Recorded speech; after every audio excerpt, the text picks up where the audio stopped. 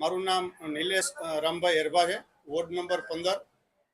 આજે ભારતીય જનતા પાર્ટીનો 46મા સ્થાપના દિવસે અને પવિત્ર રામનવમીના દિવસે આપણા જનસેવા કાર્યાલયને 3 વર્ષ પૂરા થવાના ભાગરૂપે આપણે અહીંયા સર્વરોગ નિદાન કેમ્પનું આયોજન રાખ્યું છે।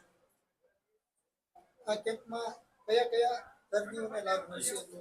આ કેમ્પમાં આંખના ડૉક્ટર છે જે વિનામૂલ્યે એની સારવાર કરશે, એના ચશ્મા આપશે।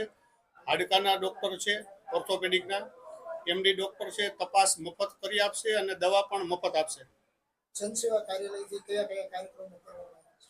જનસેવા કાર્યાલયથી અહીંયાથી આ 3 વર્ષમાં લગભગ ઘણા એવા કાર્યક્રમ કર્યા છે કે જે કંઈ લાભાર્થી હોય અને સરકારની યોજનાનો લાભ આપતા હોય, દાખલા તરીકે હોય તો આપણે ઉજ્જવલા યોજના હોય, પછી કોઈ વિધવા પેન્શન યોજના શરૂ કરાવી હોય, આવી ઘણી યોજનાઓ સરકારની છે।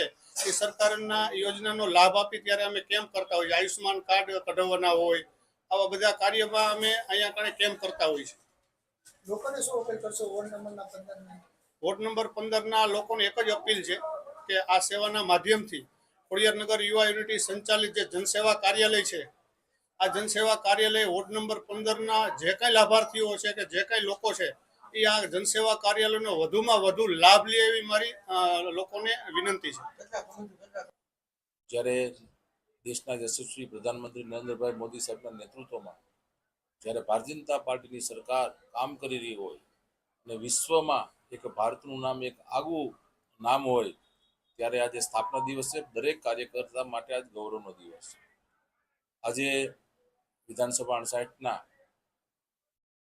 જનસેવા જે પેટા જનસેવા કાર્યાલય છે અહીંયા અમારે ખોડિયારનગરમાં, જે ખોડિયારનગરના તમામ આગેવાનો કાર્યકર્તાઓમાં ખાસ કરી મારા નિલેશભાઈ હેરભા અને એની સમગ્ર ટીમ અહીંયા લોકોના સુખ દુઃખમાં હંમેશા સાથે હોય છે।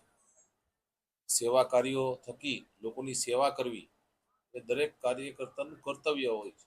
એટલે જ અમે એમ કહીએ છીએ કે સેવા હી સંગઠન, અને સેવાના ભાવ સાથે આજે જ્યારે નિલેશભાઈ હેરભા અને સમગ્ર ટીમે જ્યારે આજે સર્વરોગ નિદાન કેમ્પ, લોકોને આંખ તપાસવાની હોય, કોઈ હાડકાની તકલીફ હોય, કોઈ દાંતની હોય, કોઈને બીપી ડાયાબિટીસ એવા અનેક રોગોની નિઃશુલ્ક દવા સાથેનો કેમ્પ અને ચશ્મા પણ ફ્રીમાં આજે ખૂબ મોટી સંખ્યામાં આ પછાત એરિયા છે, મધ્યમ વર્ગનો એરિયા છે, સામાન્ય માણસો કારખાનામાં મજૂરીમાં કામ કરતા હોય, ગરીબ દરિદ્ર નારાયણ જે દર્દી છે એની સેવાનો આજના એક રામનવમી અને ભાજપના સ્થાપના દિવસે જ્યારે કાર્યક્રમ રાખ્યો છે ત્યારે ખૂબ ખૂબ શુભકામના પાઠવું છું। સાથે સાથે મારા જે કાંઈ મયુરભાઈ ભમર એ ખૂબ સેવાભાવી અને આ કેમ્પમાં જે કાંઈ તમામ આયોજન હોય, એની વ્યવસ્થા ગોઠવવાની હોય, પોતાના સ્વખર્ચે વિધાનસભા 59માં અલગ અલગ વોર્ડોમાં